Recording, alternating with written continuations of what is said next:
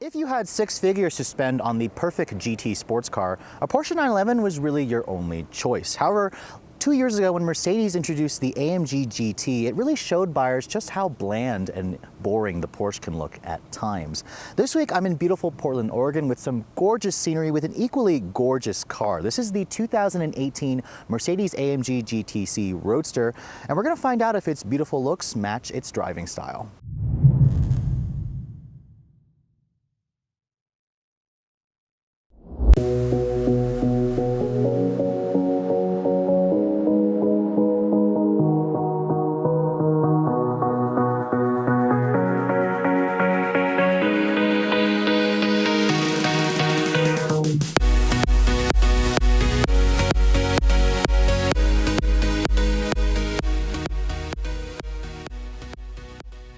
When Mercedes introduced the AMG GT back in 2015, it replaced the SLS model, and that actually had the gull-wing doors that were a controversial styling element, kind of part of the heritage going back to the original 1950s Mercedes SL gull-wing. And I can see the AMG GT was first launched in two different versions, the base GT and then a higher performance GTS. For 2018, Mercedes is introducing two other variants. There's the GTR, which shouldn't be confused with the Nismo Nissan GTR, or this GT C. Now, at first, you would think the C would mean it's only a convertible. However, Mercedes announced that a coupe version of the GTC would be coming. So what Mercedes basically did is they took a lot of the styling elements and the upgraded suspension of the GTR and upgraded it from the GTS. So this is above the GTS in the lineup. Now you can see the front end has a slightly new grille. It's got these new inserts here, the vertical slats in the grille. The AMG badge, of course. This gigantic three-pointed star is dominating the front, and that actually houses the radar sensor for the dynamic cruise control. All AMG GT models have standard LED headlights. These also swivel. They're LED daytime running lights and turn signals, and they look fantastic. Honestly, I think the styling of this car is stunning. It may not have, the gull-wing doors of the old SLS. However, compared to a Porsche 911, which kind of just looks, dare I say it, Volkswagen Beetle-ish at times, this to me has supercar looks, and I've gotten a lot of attention just driving out here to this beautiful scenery. Now, my tester has these really attractive wheels. They are 19s up front, 20 in the back on Michelin Pilot Super Sports. It also has the optional $9,000 carbon ceramic brake options, which are at all four corners. Now, I love the V8 bi-turbo badge here. This is a functional air vent to help cool that 4-liter twin-turbo V8. And you can see the AMG GT C is a relatively big vehicle. Really, it's just wide. But in terms of the overall length, it's right up there with a Porsche 911, about the same size as like a compact to mid-size car, kind of like an in-betweener there. Now, the rear, I think, is equally stunning. You have these LED taillights, the GTC badge there, and my tester has the performance exhaust, which I highly recommend.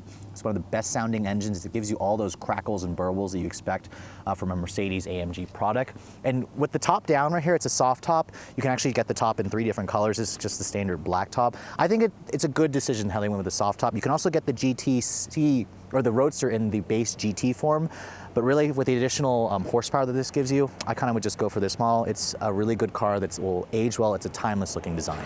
Now, all models will come with the Mercedes Smart Key Access System with push button start. You can see here's the current Mercedes key fob. It even has an AMG badge on there to remind you this is an AMG model. Now, to lock the door, there's a sensor on the door handle here. Just touch it here.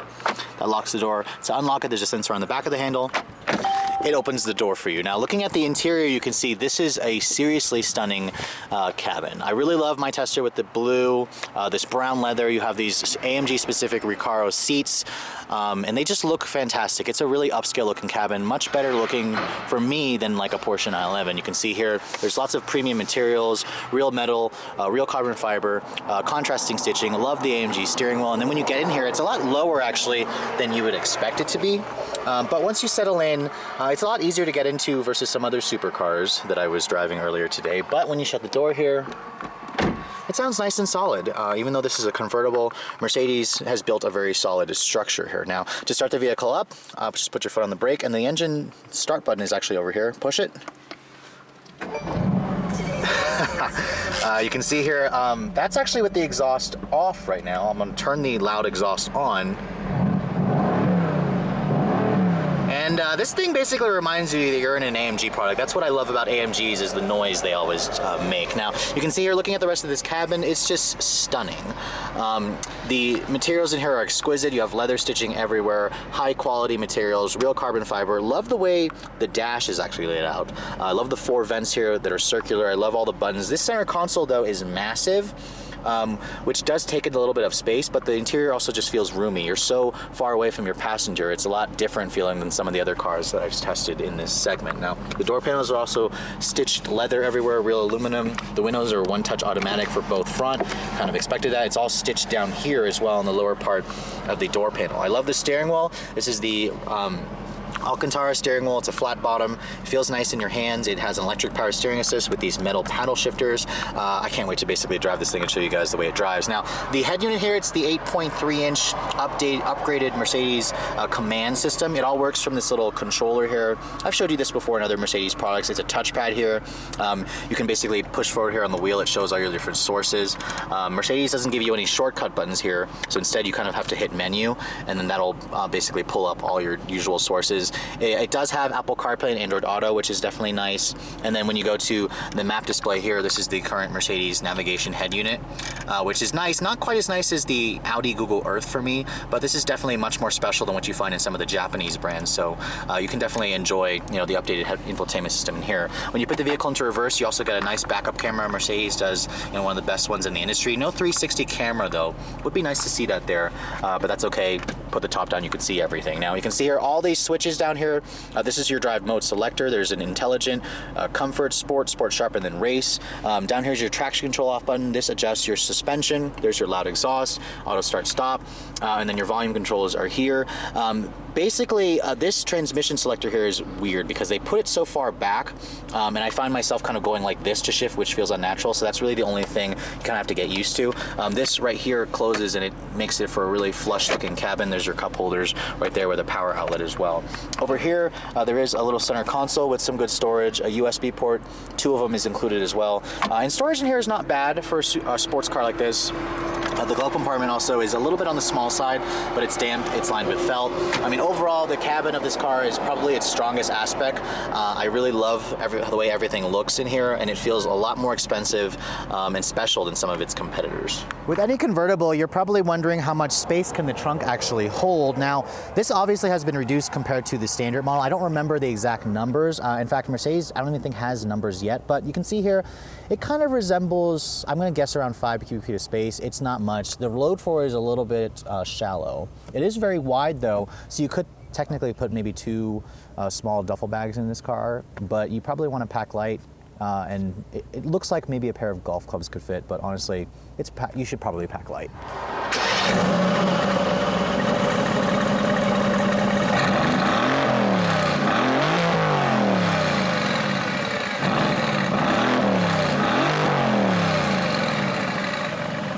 So underneath this incredibly long hood, Mercedes-AMG tried to make this look like a V12 almost. It looks longer than it is. This is actually just a plastic cover that's covering like the radiator and the fluid reservoirs. The engine actually is back here, so it's like a front midship engine design.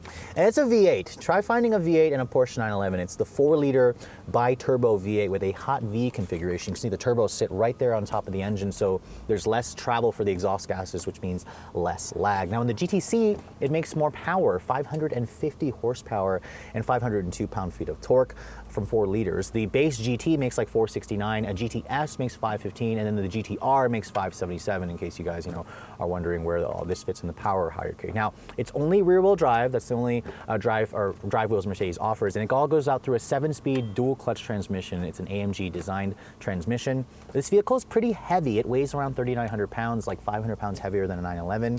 And fuel economy is rated at 16 in the city and 21 on the highway. On premium gas, so make sure you feed it the good stuff, of course. So out of all the cars that I've tested today, this is probably one of the ones that I've been really eager to test. So I've got my camera guy Keith here again because this is a 2-seater. And we're gonna go for a quick drive and show you guys what it's like to drive the new AMG GT C. Yeah, this is why I love AMG, just because of that V8 noise. And honestly, it starts out in quiet mode. You switch it over here and you can actually hear a baffle opens up with the active exhaust when it's in race or Sport Plus or race.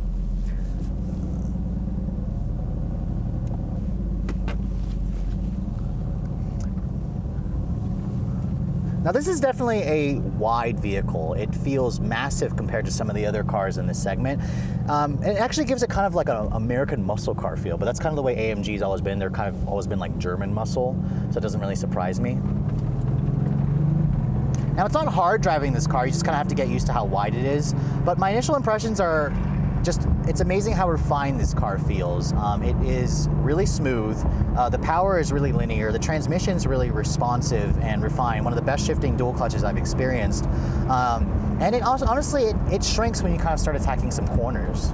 So we're gonna try out the launch control here and see if I can actually, okay, so you put it into race mode here, it goes into like a sport handling mode, and then you floor the brake and hit the gas.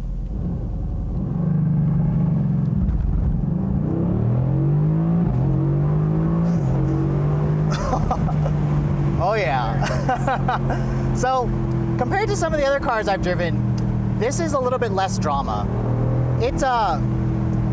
There's some wheel spin, of course. I mean, it's a rear-wheel drive car. It's got 550 horsepower. But Mercedes-AMG says this car will get to 60 in like 3.5 seconds. It feels about right. It feels a little soft initially, but I mean, once it hooks up, which this car honestly hooks up very well for something that's rear-wheel drive, it just takes off and you just feel a really nice surge of linear power. So it makes this car a little bit easier to live with on a day-to-day basis. Like earlier today, I drove the McLaren 570 S Spider, and that had turbo lag, but then once the turbo kicked in, it was like crazy. So it had a little more drama than this. This is a little bit more relaxed, and that's okay because it's a Mercedes. You want it to be relaxed, although the exhaust sounds really good. Oh yeah. Let me try that again real quick though, hold on.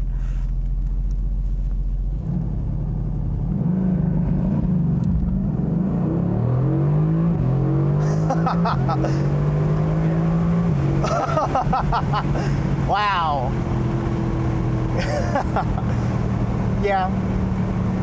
So I never really got a chance to show you guys an AMG GT or GTS, but for this one being the middle child, it's just incredible. And I love the backfire noises you get.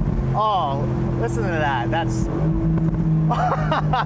it reminds me of an F-Type, honestly. This is fantastic. Oh, that's fantastic, wow. And when the road gets twisty like this car can surprisingly handle it. It's a big car, but it feels so planted, so secure. You also feel really safe in it, which is not something I can say about the Nissan GT-R Nismo or the McLaren 570S. That car, I was kind of terrified to drive it, but this, to me, is the kind of car that you can take on a long road trip, take it on date night. I mean, it's big and you're kind of afraid that people are gonna hit it, but it's just super refined. And that's kind of the Mercedes way. But when you have it in sport mode with the exhaust on, it has all the noises that you expect from an AMG. But anyways, if you want to try to drive it more comfort oriented, I'll put it into comfort mode here. The exhaust kind of closes up and everything in here just gets really refined and relaxed. The ride quality is still a little bit on the bumpier side, not quite as bumpy, of course, as the GT-R Nismo that I just drove or the McLaren, but the visibility in here is interesting because you have this really long hood that you have to get used to. The mirrors also are a good size. This car does have the active lane keep assist. It's got the Distronic Plus adaptive cruise control. It'll hit the brakes for you before you hit something. But really, you kind of just have to get used to the long nose and how wide it is. But other than that, it's just like driving any other Mercedes luxury sedan. If you can drive an S-Class, whatever, this is pretty much going to feel the same way. And it's just incredible how nice and relaxed this car feels when you're just driving it daily.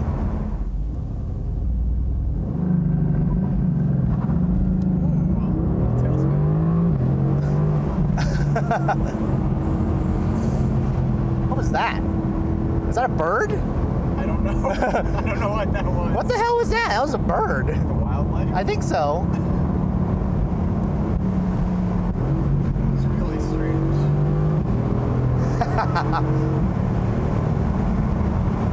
What an incredible car. This may be my favorite car that I've driven. Out of all the performance cars at Ava, this would be my winner. Even though it's not as visceral, even though it's not as raw as some of the other cars, it's just the all-around package. And for me, that's what I look for in a performance car is the fact that I could daily it, I can have fun with it, and even though it may not be as crazy as, you know, some may like it to be, it kind of suits my driving style. And for the money that Mercedes is charging for it, it feels like a car that's easily worth another $100,000, but it's not. So it's kind of a bargain when you look at it that way.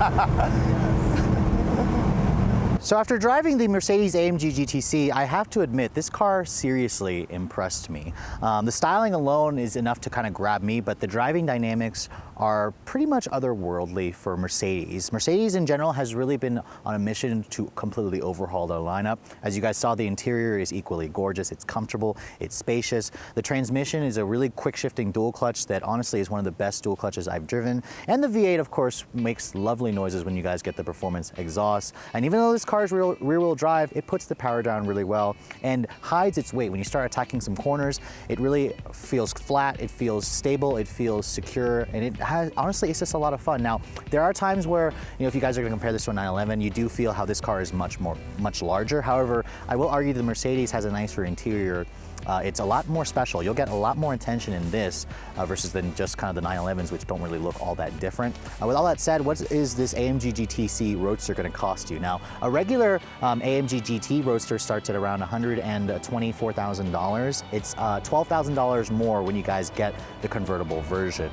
The GT C Roadster starts at $157,000, where you get the 550 horsepower V8 engine. Now, for me, that's kind of a no-brainer, especially if you can afford something like this. And compared to like a Porsche 911 Turbo, those can easily be in the upper 150s to over 200 grand when you guys option it out. Now, my tester, of course, is not a base model. It's got pretty much every option on this car.